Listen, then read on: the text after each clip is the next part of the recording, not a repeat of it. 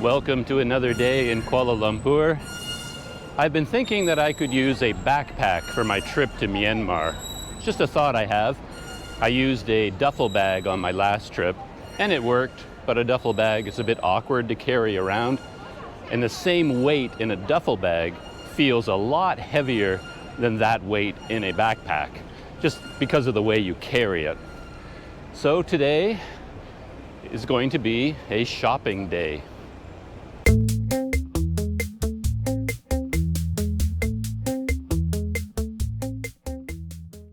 Why shop for a backpack today?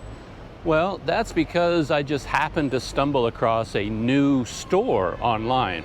The store is called K2 Adventure. Horn, bus horn. The store is called K2 Adventure, and I have no idea how I missed it. I have been shopping in Kuala Lumpur for ages, it feels like, and I was pretty sure I knew every camping store in the entire city and the whole region, and yet in all my searches I'd never come across K2 until this morning over my cup of coffee. And they seem to carry a wide range of backpacks from Deuter, North Face, Osprey, and a whole bunch of other companies. So I thought it would be worth my while to make the trip down to K2. It's quite far away, and see what they have in stock. My goal is just to see what backpacks they have and see if there's one that would suit me. But of course, the way my life goes, 90% of this trip is probably going to be all about transportation, because I've got to get there first. And I did all my regular due diligence. I was online looking for buses, looking for all the different options. And there is a somewhat reasonable MRT option, which is the one I always prefer. K2 Adventure is down in an area called Cheras, and I can get there on the new Sungai Buloh Kajang line, go to Taman Konat stop, and then the store is in like a 1.5 kilometer walk from there. Up to that point, that sounds great. But then I did my Google search where I went down into Street View and Satellite View, and the area between the MRT station and the shopping mall where K2 is located is nothing but massive construction sites and highways. And I'm not entirely sure I'm going to be able to make it over those highways or through the construction sites. This could end up being a little bit of a challenge.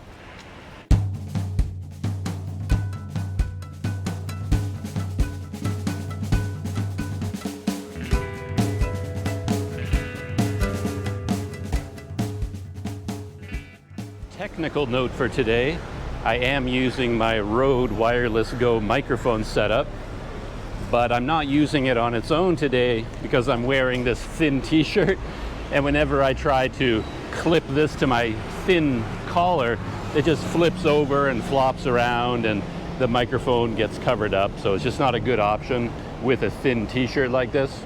So I connected it with my Sara Manik lavalier microphone, and I put this in my pocket. I've had trouble with the Sara Manik ever since I bought it because it's too powerful or something. It ends up distorting the audio, especially when I'm speaking loudly out here in a noisy environment. But I thought I'd give it another chance. Something is going on here in the MRT system. We have a kind of scarecrow over there. I just spotted it from a distance.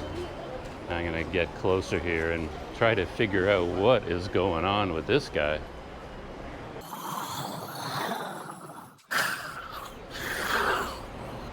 He is a spooky little character, to say the least, but he's a stylish scarecrow. He's even got fancy shades right here. And I guess it is part of a display called Scary Stories to Tell in the Dark, September 19th at the Herald. Oh, that's a film, isn't it? Yes, it is. There he is, my buddy. Is he looking at me? Is he moving his arm? Is he gonna strangle me? I can't look behind me, so I don't know what's going on back there. From the reviews and the trailers that I've seen, it's actually quite a good movie, so I wouldn't mind checking that out. So I'm down on the platform for the Sungai Buloh Kajang line, and if I have my internal mental map of Kuala Lumpur straight, I have to head towards Kajang to get to Taman Konot. Just to make sure, I'm going to look at the map. And that is right, we are here at Pasar Seni, and we are going to Taman Konot. And that's as close as I can get to where the K2 adventure store is located. Here's my train. I love this line. It's easily my favorite one. It's never busy, always lots of seats. And of course, very regular and reliable.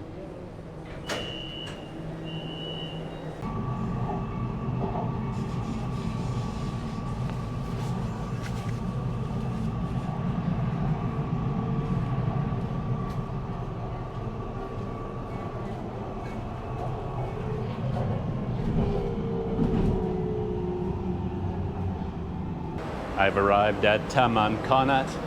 There's my train behind me. And my first look out the window, at least on this side, is not very encouraging. It's a classic Kuala Lumpur scene. I'll show it to you. So basically, we've got a construction site with a tunnel bridge heading to it. And then over here, a highway. So as a wannabe pedestrian, sort of like in that direction, you're not getting very far. Luckily, I think the direction I want to go is over there. So we'll see when we get down to street level what it's like heading in that direction. I'm getting very excited, by the way. There's nothing I like better than a good outdoor equipment shop, especially one that I've never been to before. Again, how I missed K2 Adventure, I couldn't tell you. Like, did they just open within the last year or the last year and a half? Because I kind of stopped shopping at some point. I had so much gear, I didn't need any more. But I'm always thinking about outdoor shops and travel gadgets and all these kinds of things. So you'd think if K2 was around, I would somehow know about it. First, let's check the neighborhood map and get oriented.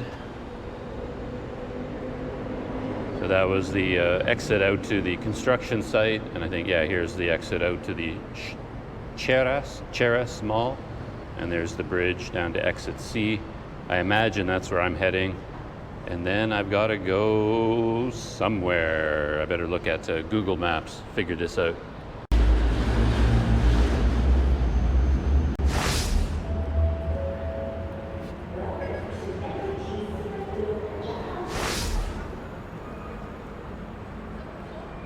According to Google Maps, I asked for walking directions, and they could be completely wrong, of course, but they want me to start here at exit A, walk in front of the mall, and there's supposed to be a pedestrian bridge here to get me across all these highways, and then they have me walking along this highway into here and continuing along. The key to this is whether or not there really is a way to get across this interchange of highways over here. So that's what we got. That's our first obstacle. Is this a good omen? Exciting shopping experience awaits. This way. I know I've talked about it a lot, but I still cannot get over how much of a driving city Kuala Lumpur is. You know, it's just not human friendly in many ways. It's definitely not pedestrian friendly. I mean, I just came out of the MRT, which is meant to move humans, you know? And I'm just right now overwhelmed by the noise from the highway. And I'm just trying to walk along this sidewalk. And as you can see, it's like an endless parade of cars blocking the sidewalk, so I'm not able to get across. I've been waiting for quite a while for a break in this flow, and it just will not stop. Oh, breaking the traffic. Let's go. And we're right beside this highway system down there, and the noise coming from that highway is just overwhelming. You really can't think clearly because of all the noise. I'm not sure if this is going to get me anywhere, but this is where Google Maps is telling me to go. Now, we'll see. And this is the highway system up ahead that I've got to get across to have even a prayer of getting to this store. And no, this is a dead end of sorts. Yeah, it just goes straight into the parking garage, and then it gets blocked in that direction. I have no idea if I can go this way.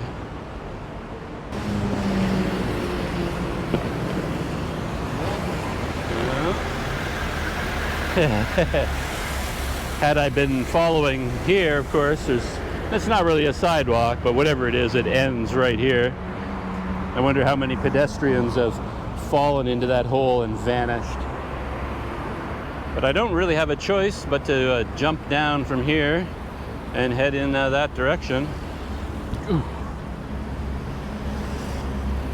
Luckily, my knees are still in good condition. Oh, man. All right, what do we do now? I swear Google Maps told me to go this way. Don't trust Google Maps, apparently. And I couldn't see any other options anyway. Now, where the heck am I?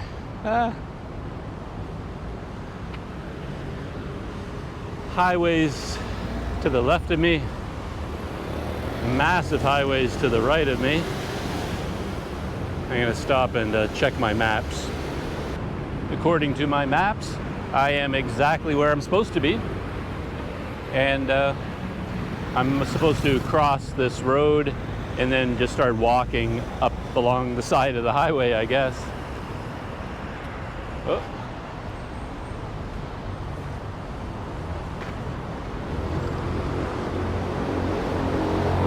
At least if I get hit by a rampaging truck, I will have video evidence of what happened.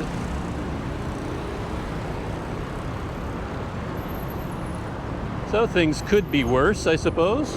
There is some sort of a pathway beside the road over here, though I don't know how long it's going to last.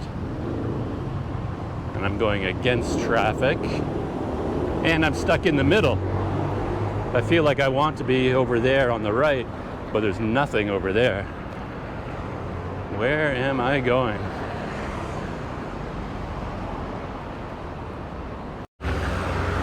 And there's the first of one of the huge construction sites that I have to get across, I think. And yeah, this doesn't go anywhere. As you can see, the sidewalk, such as it is, it just ends up here. And even if there was a sidewalk, it's just heading up into it's a highway exit ramp. This is not meant for anyone to be walking. So my only choice is to run across here, get over that fence, and see if I can find my way from there.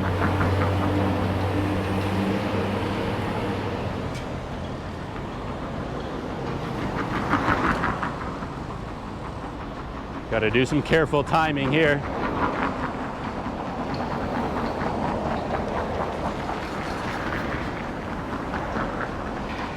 Cars come around these corners a lot faster than you think they are. Here we go.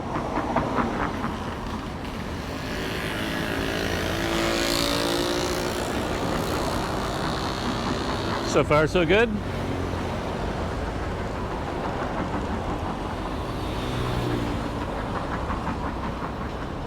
Now we wait for a break in this traffic. There we go.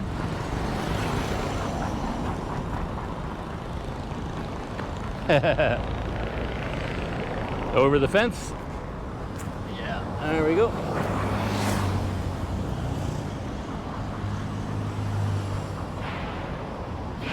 Yeah, there's nowhere to go here, so I really have no choice but to go down here.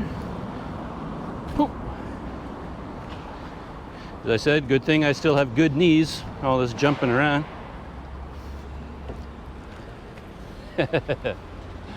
So I'm back down at ground level. I think I'm heading in the wrong direction, but as I said, there was no other way to go. So I'm going to try to get around this construction site and then see if I can start heading back where I need to go. I seem to be back on track, kind of. I got to the end of this street and I can turn left here. And if I head in that direction, I'm more or less heading where I need and want to go. Clearly it's not meant for pedestrians, but at least it's not a super highway.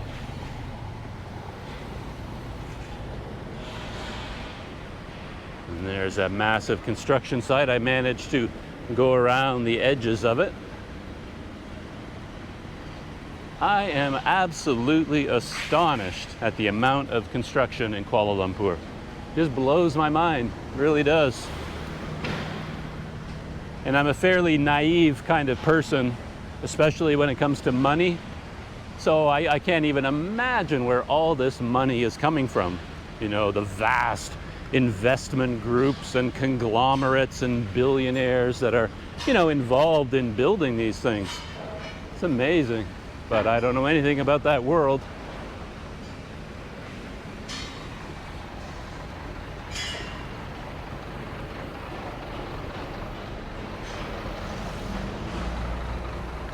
And even beyond the construction, when all these buildings are done, people have to move into them.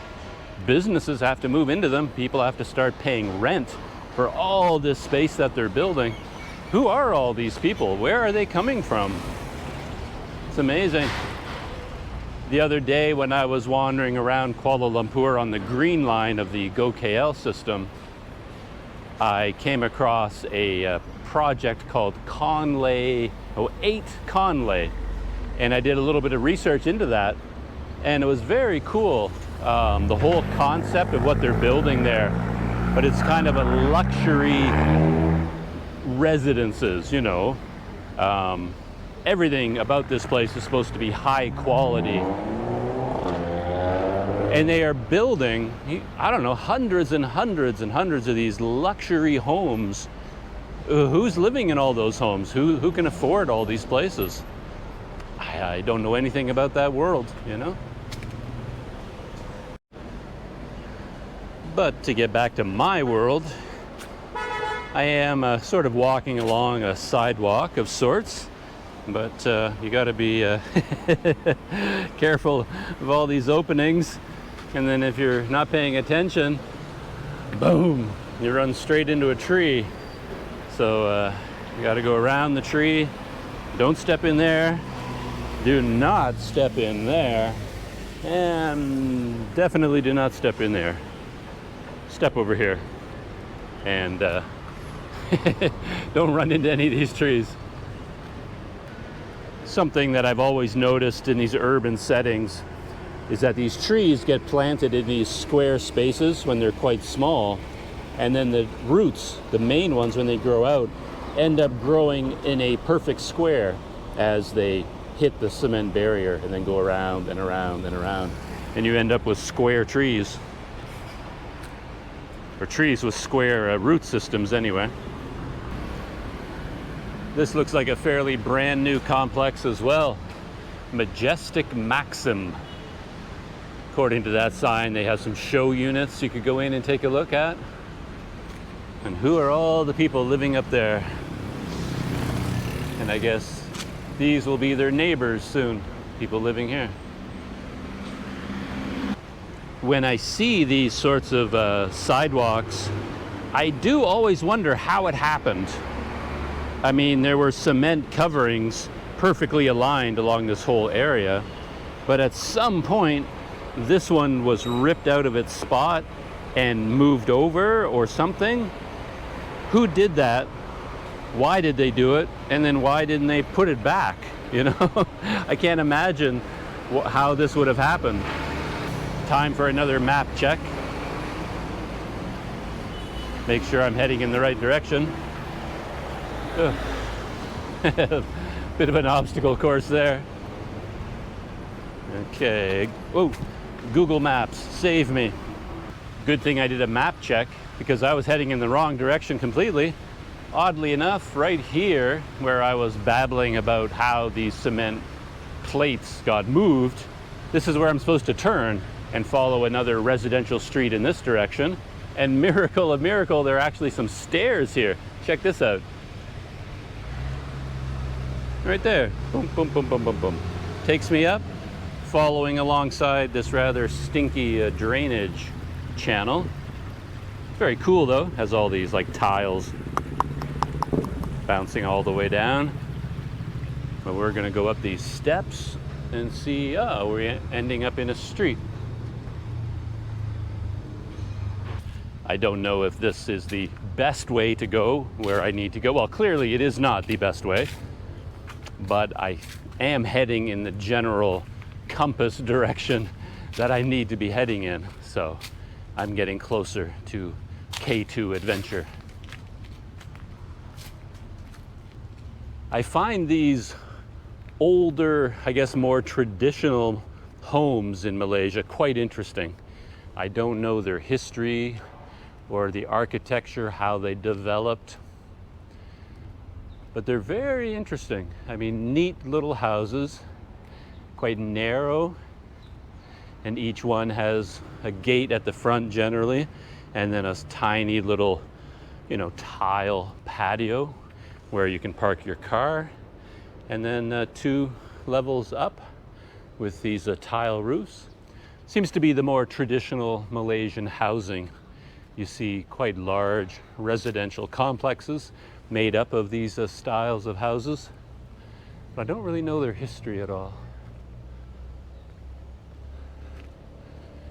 When I walk by these like this, I usually get barked at a lot by dogs because they keep guard dogs in these courtyard areas. But today, so far, no guard dogs. I've never been inside one of these homes, so I have no idea what they look like. Oh, look at these beautiful flowers. I don't know if a GoPro is the best way to get a close-up of flowers, but there they are. When I first started using Google Maps for navigation intensively, I found I was confused sometimes because of the blue dot that represents you. It has kind of a triangular shading in blue that points in directions. And I always got confused whether it was supposed to form an arrow pointing you in the direction you're actually heading in, or does it make kind of a cone facing the direction you should go? And I kept getting confused about that. And then I finally came up with a way to think about it. It's actually the cone you should follow, and you think of them as headlights, like the headlight of your car lighting up the area ahead of you in kind of a V shape. And that's the direction that you're, pointing your phone in on Google Maps. And that's how you navigate. Ever since I figured out the headlight analogy, I've never gotten confused. And here's more of these traditional houses. I remember doing a few Google searches about this, trying to track down the history of this architecture, this style, but I couldn't come up with anything.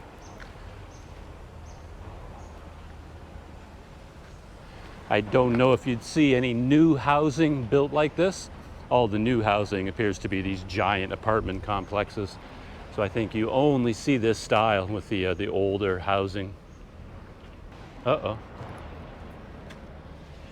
And heading towards another construction site. Is there a road going to get me out of here? Maybe. Time for another map check. a bit of a barrier here. According to my walking directions, I'm supposed to turn left here and head in that direction. But as you can see, there's a bit of a problem with that, because I'd have to get through there. And that's not where you want to go. Wow, what are they building there? Look at the size of that. I'm like some sort of a highway system, I'm sure. But look how wide they are. Or a parking structure? But no parking structure would be that fancy or that advanced, right? No idea. But, wow, this is going to be a problem, I think. My only option, though, is to keep going here and hope I can somehow go that way. When I was looking at Google Maps for this walking route, I knew it wouldn't be easy, but I had no idea it would be this difficult. Had I known, I wouldn't have attempted it. But once you start, you really can't turn back. And I keep thinking, you know, I'm a human being, I'm in a city. What do human beings do in cities? We go to shopping malls. We take the subway, and then we get out of the subway and we walk to the mall. It's what we do. In every zombie apocalypse film you watch, you know, that's what the zombies do, because they're conditioned to go to the shopping mall. It's part of our existence. So I always think it can't be that hard, you know, walk to the mall. But every time I try to do it in Kuala Lumpur, some challenges end up in my way, like this. Look at this wall behind me. Nobody's getting over that wall very easily. Man, how am I going to get around this construction site? All right. Time to put on my thinking cap and see how I get out of this. This is where I'm heading. And I'm supposed to go in that direction. I've got to get through here somehow. Man, look at that. What are they building? It's got to be a highway system. Maybe. I run into these construction sites quite a bit in my day-to-day life, and they're always surrounded by guards, you know, wearing the helmets and the vests and things. And I've tried chatting with them about what's going on. But they're generally overseas workers from, you know, Pakistan or Bangladesh, someplace like that. And then they haven't spoken any English.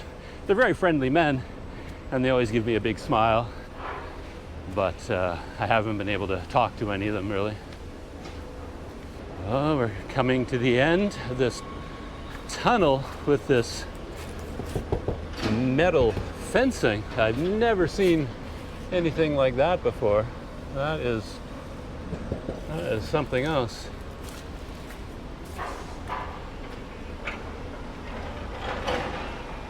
Man, oh man, oh man, look at that. What are they building? But I think I can get to the end here and then finally turn left and start heading in the direction I need to go. I was chatting with the guy at the side of the road there. I think he's a motorcycle delivery man. And he said that this is a highway, and it's a double-decker highway system. He told me the name of it, but I couldn't understand what he said. But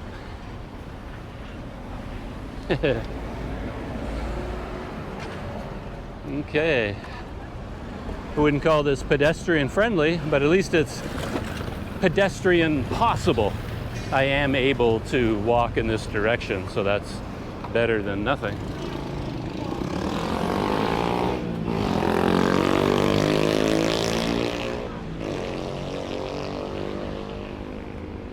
Man, what a monument to human labor.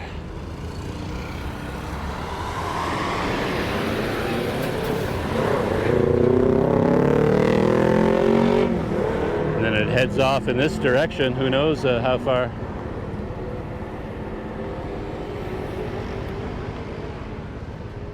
And there's a strip mall, but unfortunately I don't think that's my strip mall. Mine is still further on. A funny thing for me, being a pedestrian usually, and a law-abiding pedestrian, I like to follow the rules if I can figure out what they are. But most of the time, there is like zero pedestrian access. Like, this is not a pedestrian crossing at all. So even though I want to wait for some sort of a pedestrian, crosswalk signal or do it properly, you really have no choice but to go, because there is no pedestrian signal.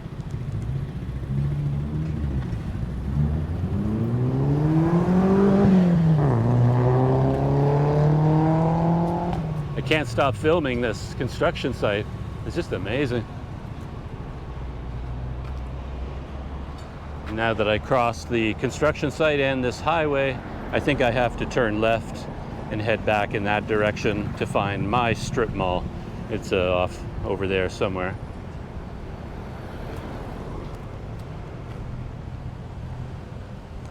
While I'm walking, maybe I can do a short little life update of sorts. Yesterday, I applied for my new visa for Myanmar. I applied for an e-visa. It costs $50 US, and they have a very efficient, well-designed website for doing this. I'm so amazed by that website. It's very simple, very clear. The steps are laid out, and everything you need to do is right there in front of you. And you have to think through the process. You can't just click on it and think you're going to be done in 2 or 3 minutes. You've got to give them a photo of the right dimensions. You have to put in all of your proper information about your passport and expiry dates. And of course, for payment, you have to have your credit card ready with the numbers and expiry dates. Plus, you have to supply them with your address in Myanmar. So you have to look up the name of the hotel that you're going to stay in when you first get there, or just pretend you're going to stay there. But you do have to fill in the name of a hotel, a real one with a phone number, and you have to put in a valid contact number and email address for yourself. So you got to have all this information ready, as well as a passport photo in digital form that you can upload. So it's not an automatic process, but it's one of the easiest online processes I've ever done. I finished it maybe an hour from beginning to end, because I tend to do things slowly, make sure everything's right. And 3 hours later, I got an email saying, you've been approved. And then you can download your approval letter. You take that approval letter with you when you go to Myanmar, hand it over to immigration. They check it against a computer record and against your passport. Everything has to match perfectly, of course, so be very careful what you fill out. And then they put a stamp in your passport. So something to be aware of is that when you do this, the approval letter for your visa is not the visa. That just means they've sort of approved your application for a visa. Now you're halfway there. And when you go to immigration in Yangon or Mandalay, they are the ones who give you your official visa, and they look at the letter, but they put a stamp in your passport. That stamp is the visa. So even though you have your approval letter, you're not guaranteed entry into the country. It's still up to immigration when you arrive there. But I did all that. I have my approval letter, and it's valid for 90 days. So I have to go to Myanmar within the next 90 days for this approval letter to still be usable. You can see the new double-decker highway behind me there. So I'm getting closer to K2 Adventure. I saw on Google Maps that there is a KFC on my right on my way. And there's the KFC down there with a bubble milk tea place, Tea Live over there. So K2 should be right over here in this strip mall. Check out this barrier to the pedestrian though.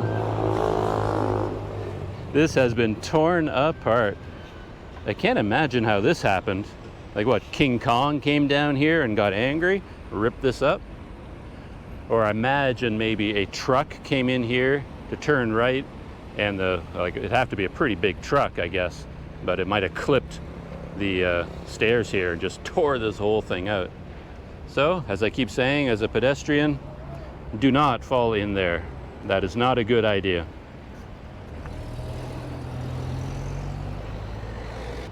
So my approval letter is valid for 90 days. I won't need 90 days because I plan to fly back to Myanmar perhaps October 3rd or October 4th. I was looking at flights this morning. I was worried that since I'd waited so long to book my flight that the prices might have skyrocketed, but they're still reasonable. A one-way flight, Kuala Lumpur to Yangon on Air Asia is listed as 179 ringgit. It's about $42 US, that's one way. If you add a checked bag or any other fees or anything, you're probably looking at 60 or 70 US dollars for that one-way flight. So that's what I'll probably end up doing. Now I'm starting to get nervous about K2. I'm heading out here totally on the word of the internet that it exists and that it's here. But look at all these places that have been closed. Ah, but I see a sign, K2 Adventure. There is a sign. Now, is it open? That is the next thing. I have a habit of going places when they're closed for whatever reason. That always happens to me. Oh, look. K2 Adventure, outdoor recreation equipment store. And since it's K2, well, for me, it's up on the second floor. In Canada, we think of the ground as the first floor and that as the second, so that's appropriate. And so far, they seem to be open. Wow. I'm so excited. Please be open, please be open. They appear to be open. Please ring bell. Where's the bell? I can't tell from your sign which is the bell. Over here. Oh, the arrow. Okay, I was like, where is the bell? How long has K2 been open? Around 3 years. 3 years? Yeah. Okay. Because I've been coming in and out of Kuala Lumpur for many years, and I'm always shopping for camping gear. Oh, yeah. I never heard of K2 before. Oh, okay. Because 1 and 2 years we operation only for online. Oh. And then we have a place, and then we took Okay. Because I was on Google all the time doing searches, like camping store, backpack store, and I've been to every store in Kuala Lumpur. Oh, okay. I swear, every single one. But I never heard of K2. So maybe that's why it was online. Oh, okay. Oh, look at this. Actually, what you looking for?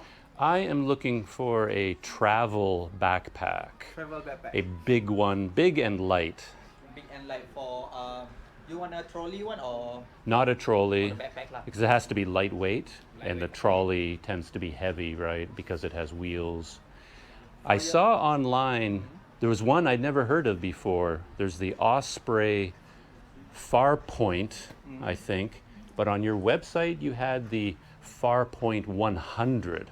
Oh, actually, And it said testing or something. yeah, actually that one for test our website because that's a new website. Actually, for Farpoint, Osprey Farpoint only have 40, 55, 70, and 80 only. And 80, right. 80, yeah. That's what I thought. Okay. And I wasn't sure if 80 is big enough for me. And then I saw Farpoint 100. I thought that would be better, but it doesn't exist. Because that one is only for test only. Okay. And then the price, I think only 1 ringgit, right? Yeah, I was so excited. I thought only 1 ringgit. I thought maybe it was like 1,000 ringgit or something, and that's what it meant. So you want to take a look for Farpoint? Yeah, do you carry the biggest one, The bigger one 80? is 80. I think we have. This one all for this one for the laptop, and Okay. then this one for the travel, and this one is a Farpoint 40 lah. Okay. Farpoint 80, sorry. Farpoint 80. Okay. For all the Farpoint model is same. Just this one for the 40 and 80 don't have a small bag. Right. Yeah. Right. I'm still at K2 Adventure looking at backpacks, and I've looked at all kinds of different options. There's something from Osprey. What is that called again? Air Porter. Air Porter. I'll show you what it looks like. So this is the Osprey Air Porter, and it's meant just as a cover for backpacks when you put them on airplanes and train stations and buses and things like that. But I was wondering whether I could use it as a backpack, like just use it as my backpack. And these have a just one strap on the back like that. And I like them because they're very lightweight and very simple. But when you put a lot of heavy weight in there and try to carry it with that one strap, then it's pretty uncomfortable. If you walk 1 or 2 kilometers, I think that would not work out very well. And I looked at the Osprey Transporter. They're these really big duffel bags, and they're more comfortable because they have 2 straps, but they start to get as heavy as a backpack, and there's no waist belt. So even with those, when you fill them up and you use it as a backpack, it's really not that comfortable. And that leaves me with my best choice. The thing that I like the best is right here. It's a backpack from Osprey called the Osprey Farpoint. The Farpoint 80 is the largest that they have. Here it is here. This is the Osprey Farpoint 80, and it is a travel backpack as opposed to a hiking or camping backpack, which means that the straps get hidden in a pocket on the back. Plus, it has a very simple rectangular shape. A hiking backpack, looks kind of like these ones here, where the straps are more comfortable. There's a special design to the back so that it doesn't touch your back and you get airflow, so you don't get as hot and sweaty. But you can't put these straps away, and they're much thicker and heavier straps. So that's for backpacking, mountain climbing. The Osprey Farpoint is meant for backpacking, staying in hostels, going through airports and train stations. So it's, just a little bit more streamlined and easier and more simple. And this is my favorite backpack. I like it a lot. My only problem with it is that for me, it's a little bit small. This is the biggest one they make, and it's 80 liters.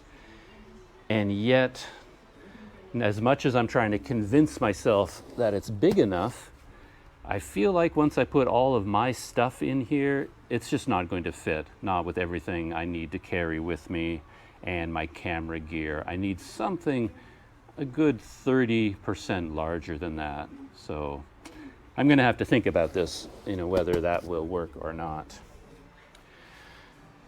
This, by the way, is the Osprey Transporter.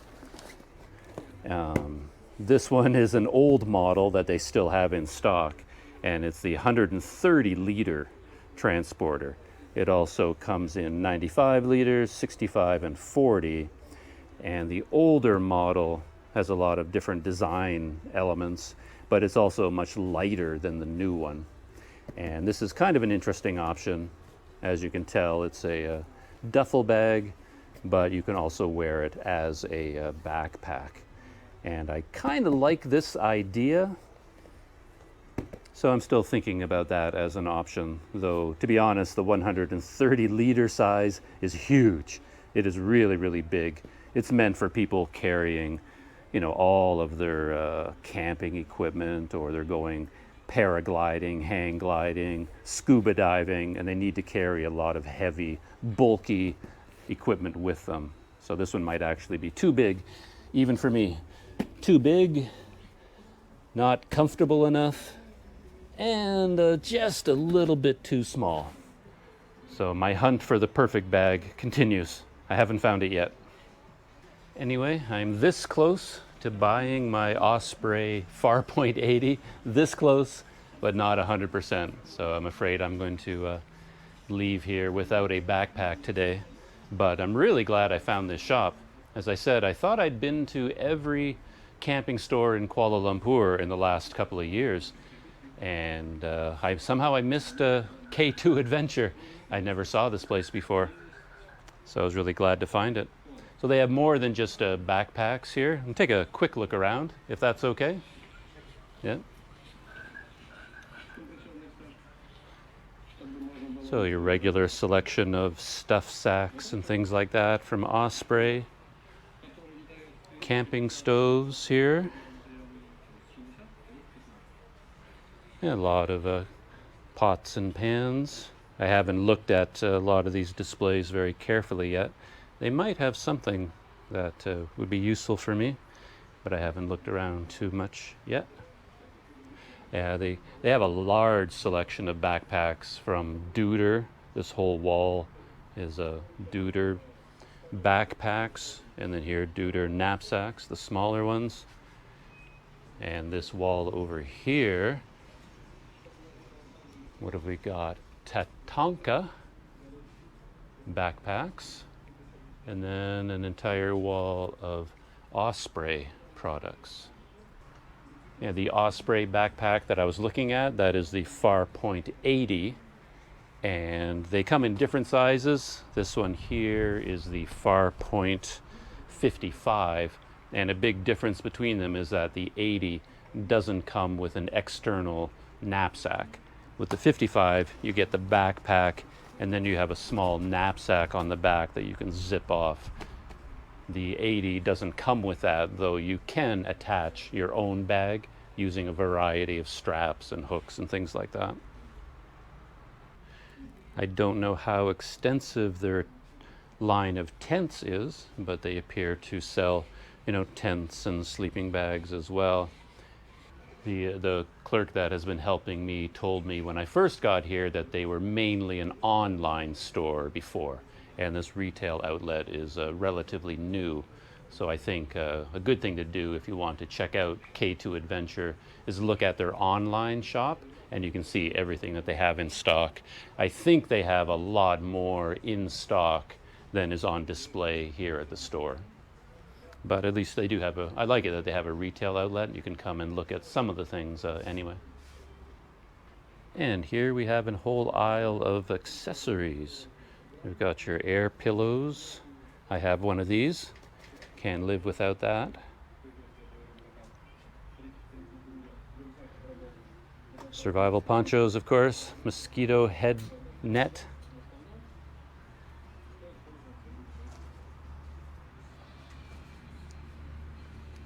And then a whole bunch more small bags. Nalgene bottles, of course. Classics. Water filter. Yeah, these are actually supposed to be quite good. They're all the rage these days. These mini Sawyer water filters. And hiking sticks. Well, my shopping expedition at K2 is over. And this is the clerk who helped me out. He helped me out a lot, actually. Went above and beyond with good customer service. So that's the Doug seal of approval for a K2 Adventure. Heading back out into the city, and now I'm going to try and find my way back to the MRT station. But going back should be easier than coming here, because now I know how to do it. So let's go. I'm back outside K2 Adventure. As you can see, they haven't finished building that double-decker highway yet. Before I start my long walk back to the MRT, I need some energy. Believe it or not, I haven't had anything to eat today. It's 4 o'clock in the afternoon. I woke up this morning, had a cup of instant coffee, And for whatever reason, I never stopped to have a meal, which isn't that bad an idea actually, because wouldn't mind losing a couple of inches off my waistline these days. But before I start my long walk, I think I'm gonna pop into this gas station convenience store and get one of my favorites, a big carton of milk. Oh, there it is. Dutch Lady full cream milk. Oh, just looking at it makes me happy. I haven't had any to drink yet. Dutch Lady.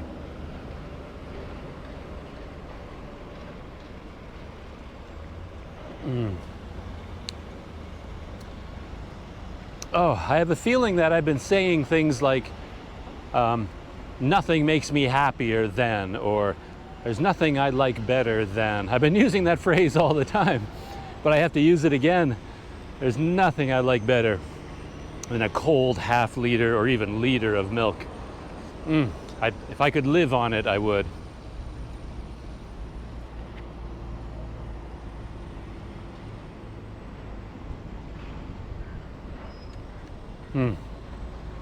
Delicious. Cold and refreshing. I've gotten a bit lucky with the weather because this late in the day there could easily be the afternoon thunderstorm, but despite having some fairly dark clouds, it hasn't started raining yet. So I think I'll be able to make it back to my MRT station without getting soaking wet. To be honest, I don't really want to go back the same way. That was a very difficult route, and I have to run across a couple of highways and climb over a fence. But I was looking at the map and I don't see an easier way of going, so I'm just going to recreate the route that I followed to get here to go back again. Heading across the intersection where no pedestrian is supposed to be. Still amazed at these construction projects. Amazing. And that's kind of cool. Each one of these columns has its own scaffolding built around it in a square with stairs going up. And then as the tower goes higher, the scaffolding is increased, and this platform at the top just gets higher and higher and higher until you get a structure like this one over here where they build practically a house on top of that tower. And it just goes up and up.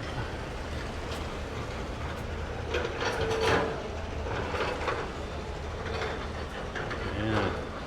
And look at the size of that scaffolding supporting the one of the layers there. That's incredible.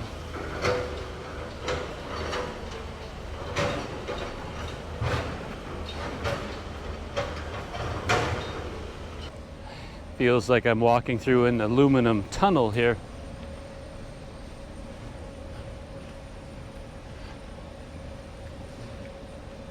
It might help as well keep some of the noise away from these houses, because there are some houses over here quite close to the construction. And if you happen to be living here, you're probably not very happy with this, because you got all the construction noise probably for years. And when the construction noise ends, you're going to have the noise of the traffic roaring along that highway.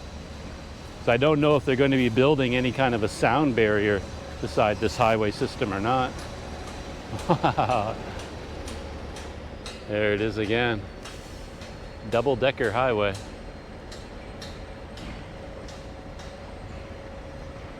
As I'd hoped, the trip back to Taman Kanat MRT station is going a lot easier than the trip out, because I know exactly where to go. Each street that I took, I instantly recognize. So I've had no problems so far, haven't gotten lost or turned around. And there's that major construction site that I first saw that I was so impressed with.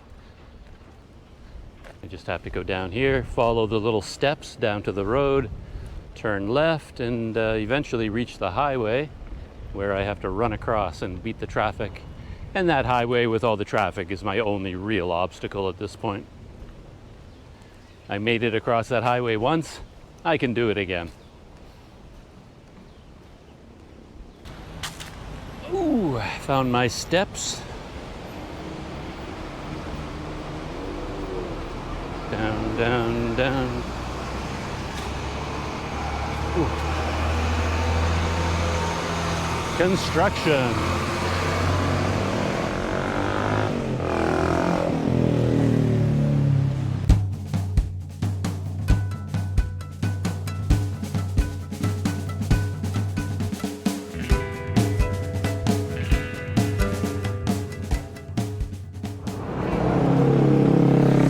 Back at the highway. Two-stage process, thankfully. Get across this exit ramp and then get across the next exit ramp.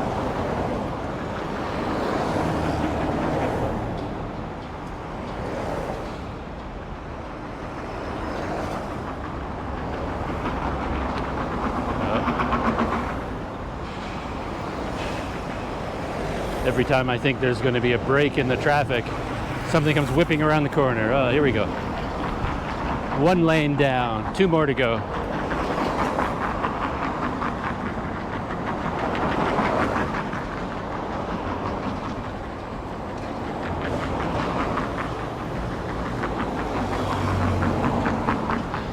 Time to go.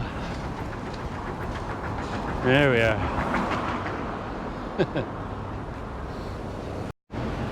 And I'm almost back. There's the Taman Konat MRT station. A lot of thunder has started, but I'm not worried. I'm only 100 meters or so away from the MRT station. So I got it here. I got here before the rain.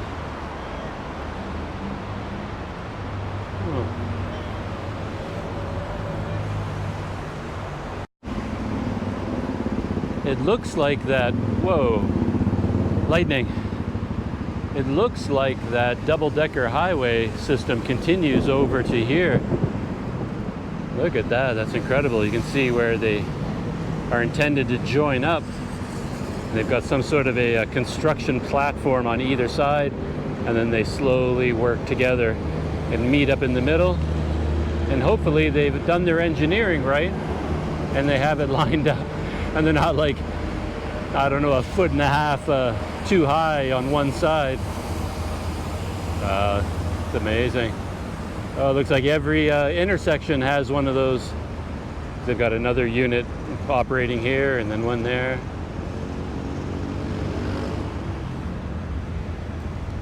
I don't know the name of this highway, so back to Google Maps when I get back to my guest house. I try and look up the name of this highway. Into the MRT.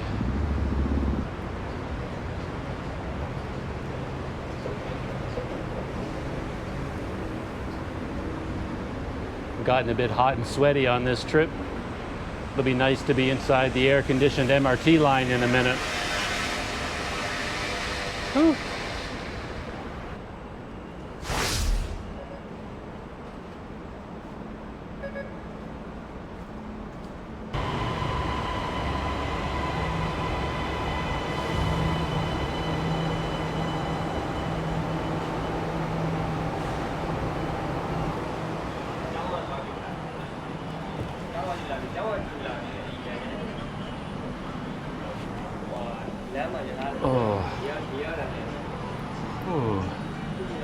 On the MRT, nice and cold. I needed this air conditioning and I needed to sit down, to be honest. I can just relax as we head back to Pasar, Seni. And somewhere along the line I'm going to pick up a bag of ice or a huge bottle of ice cold water, one or the two.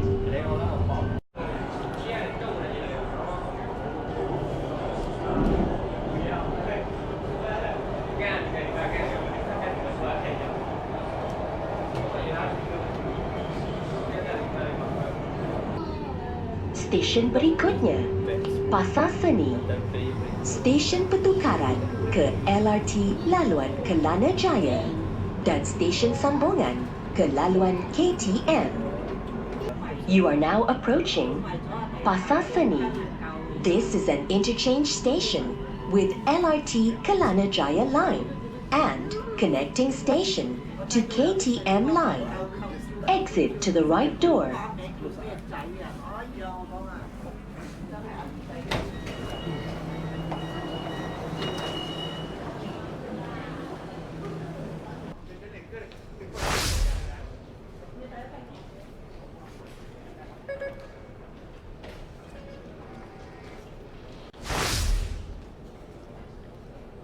Back at my home base, Pasar Seni, and I see people coming in, shaking out umbrellas, and I can smell rain in the air. Hopefully it's not raining that hard or that badly. Just a little bit. I've only got a short distance to go to get to my guest house. I don't think I'll bother breaking out my umbrella.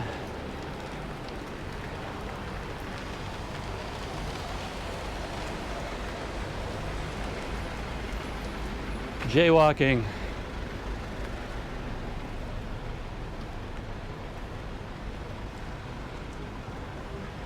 I have my bag of ice from 7-Eleven.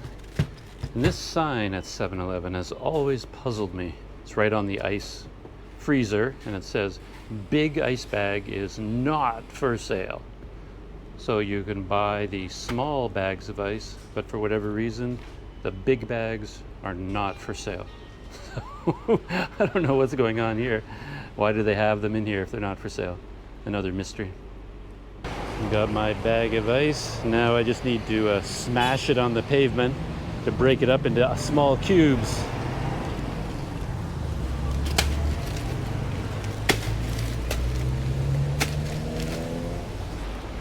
There we go. Broken up into ice cubes. So, heading back to my guest house with my bag of ice for lots of cold water. And I guess that is the end of my shopping expedition for today. It ended up being quite a bit longer and a little bit more difficult than I expected, but I'm glad I went. Discovered a new camping store, K2 Adventure. Seems like a very good store to go if you're in the market for a backpack or a knapsack, something like that. And it is a little bit more of a high-end store, so you're not getting the super cheap bags there. You know, they're selling imported bags from Deuter, Osprey, Tatanka, companies like that. So it's a good place to go to get some high-quality backpacks. We'll see whether I end up getting one or not. So that's the end of the video for today. And if I end up getting a backpack, you'll be the first to know about it. See you in the next video.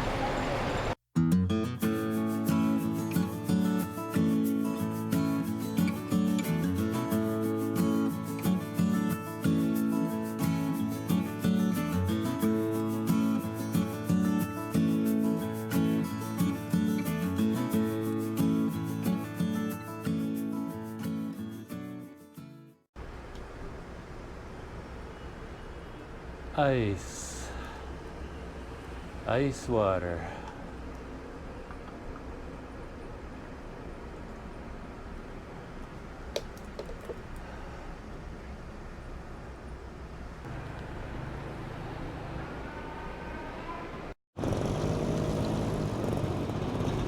All right. How in the world do you get across here? Oh, without getting killed. It does say pedestrian access this way. Ah, here we go. Now they've made a little walkway here.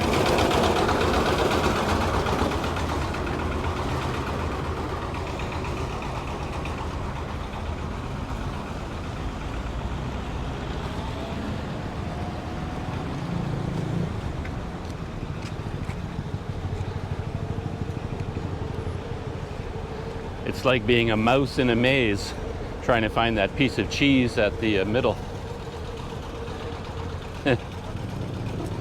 Though in my case, the piece of cheese is trying to find the ATM to withdraw some money.